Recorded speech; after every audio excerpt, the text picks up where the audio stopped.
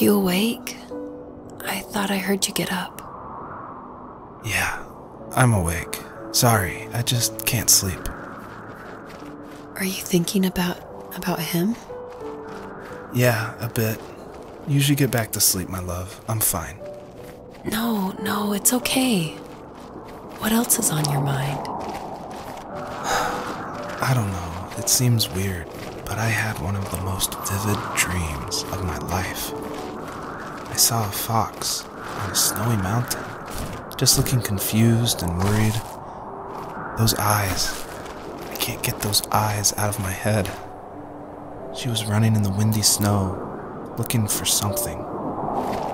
Do you think it has to do with you and what's been going on?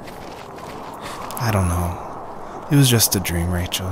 They're not meant to make sense. A lot's happened the past couple days, that's all. Well, if you're not going to sleep anyway, you should tell me. I want to hear. All right.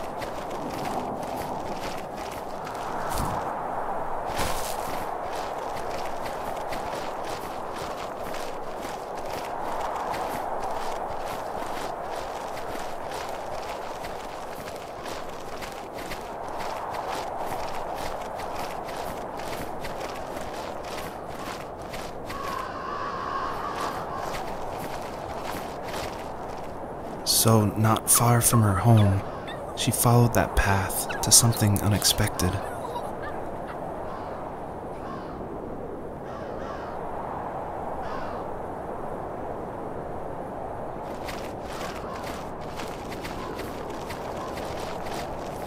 She couldn't stay, though. She had to find her other 2 children. So she took that path. She followed it towards something ancient. Something with answers.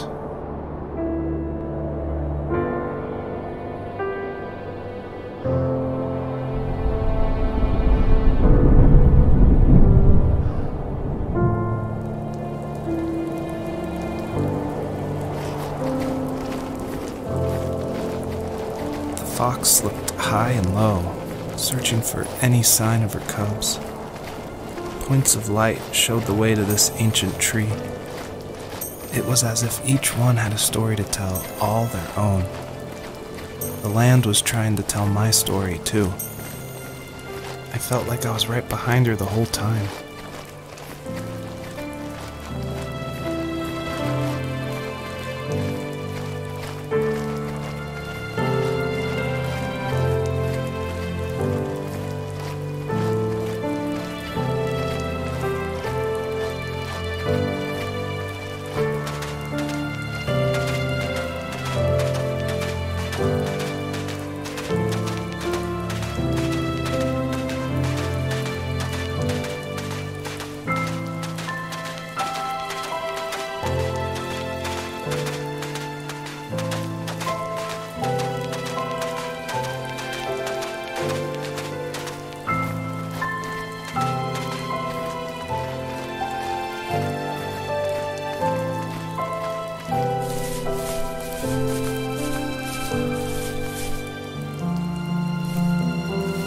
As a kid, did you ever do show and tell in your class? Yeah, I think I only did it once, when I was in the 4th grade. You know how my life was around then.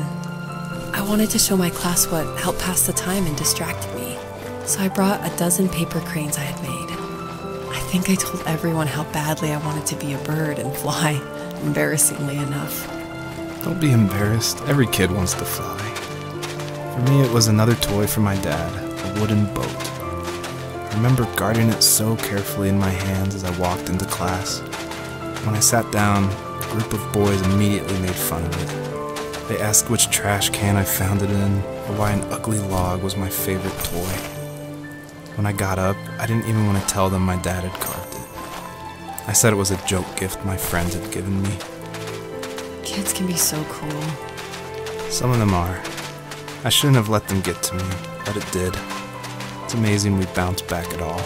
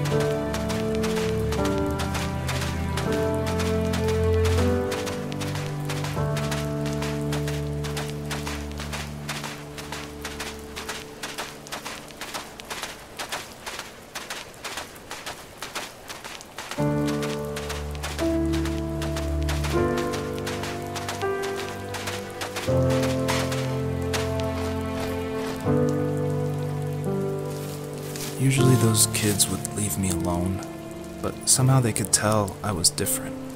They made fun of how far away I lived. They called my dad a sourdough. I was a blabbermouth as a kid, telling my dad stories I made up for hours. But after that show and tell, I didn't tell him much anymore. He didn't know exactly what was wrong, but his best guess was that the toys he carved weren't cool enough. He carved me a tank and tried to tell me what it was like to be in a real tank as a serviceman. I didn't know your dad was in the military. Yeah, in the army. The sad thing is that I'd pretty much forgotten until just now. There's so much I still don't know about him. I'm sorry. He knows how much you love him. You're going to see him again soon and have some closure, I'm sure.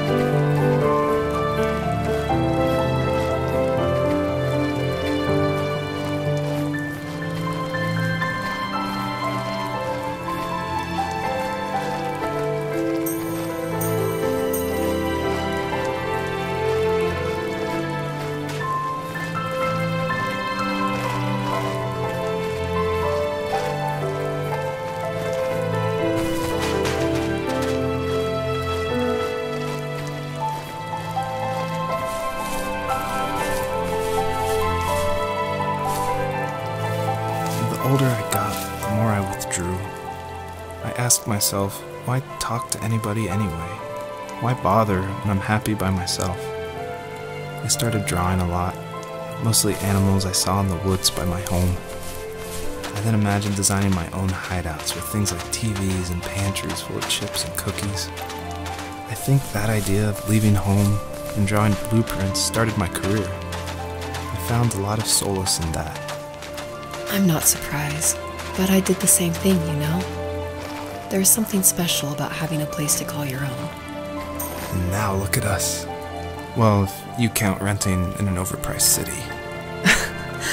It's as close as we can get for now.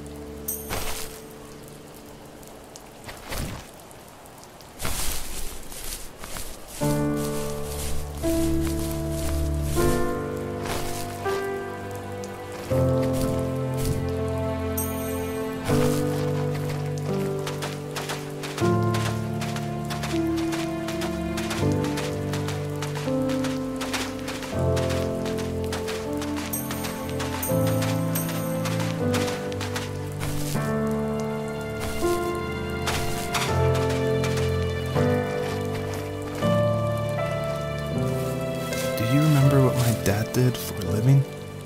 Wasn't he like a lumberjack? That's one way of putting it. If wood was a canvas, then a carving knife was his paintbrush. Even after working a 50-hour week, even after his hands were more splinters than skin, he would bring home the nicest piece of Alaskan weeping cedar and make me toys. That wooden train was the first toy I can remember, and I loved it. I just knew from a young age I was going to be a lumberjack, like my father.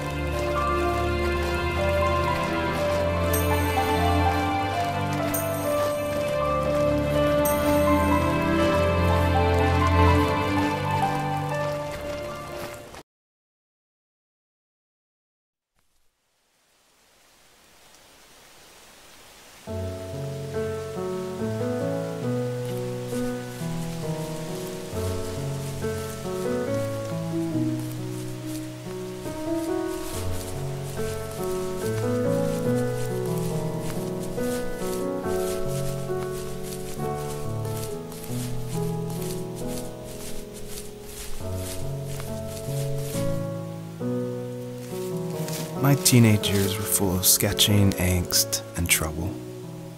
I wasn't popular or unpopular. Maybe just forgettable. I guess that gave me a sense of freedom, so I hung out with crazy kids, doing crazy things, even though I mostly just watched the chaos ensue. We did it all. Put fireworks in mailboxes, hide roadkill in people's garages, break windows of the barber shop in Anchorage. My dad was furious, but he was so busy working he couldn't do much to stop me from going out. I think being an adult means there's no one to stop you making hard decisions. He had to make a living, and he couldn't be in two places at once. Yeah, I realize that now. But at the time, I was sure he was more interested in growing his business than what was going on with me.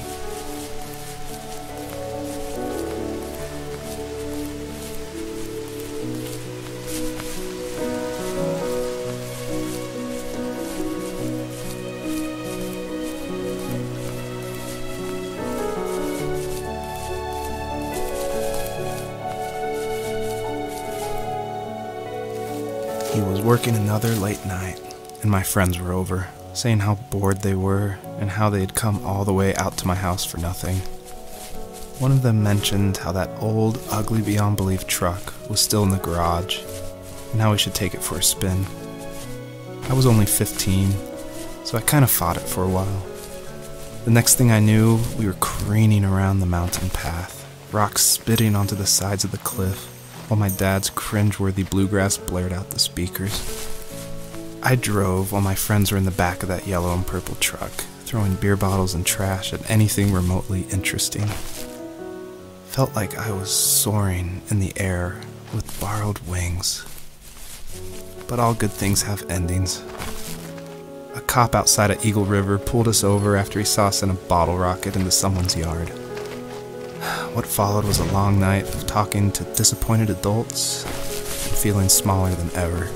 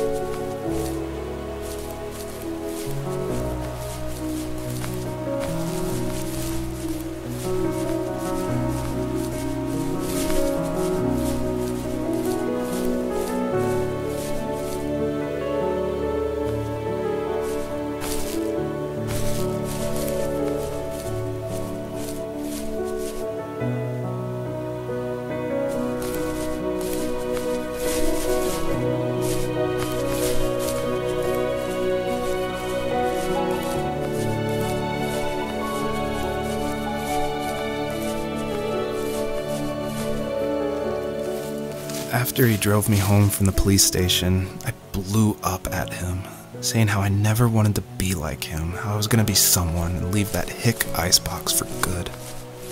He just looked forward at the road with tired eyes.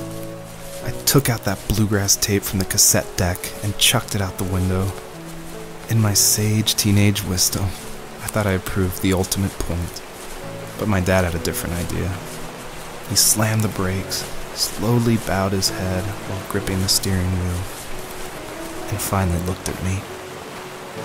All he said, like it was a polite request, was, "Make this right." I sat there in silence, fuming, but I eventually got out and combed every square inch of the woods, muttering profanity after profanity.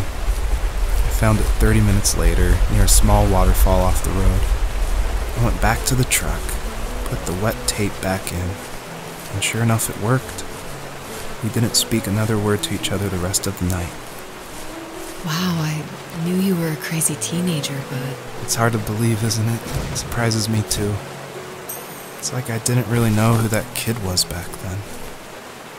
I bet my dad thought the same thing over and over.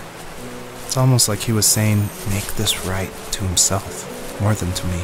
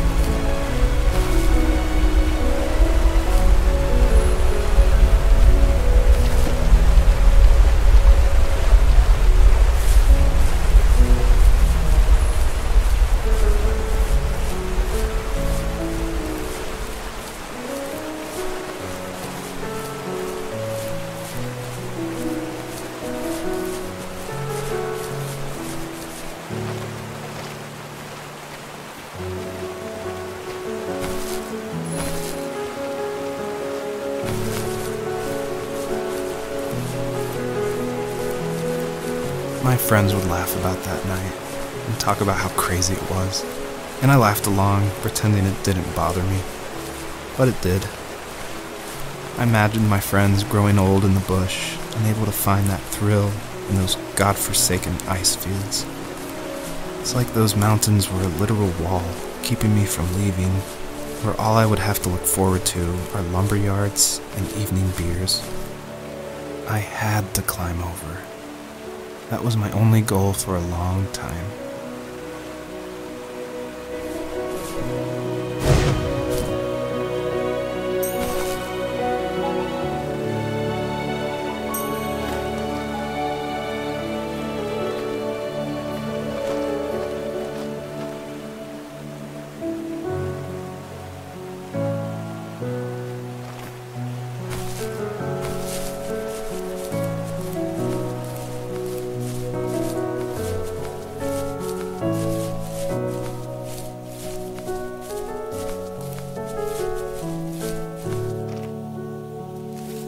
If there was some way I could take my love of drawing and turn it into a way of escape, nothing would make me happier.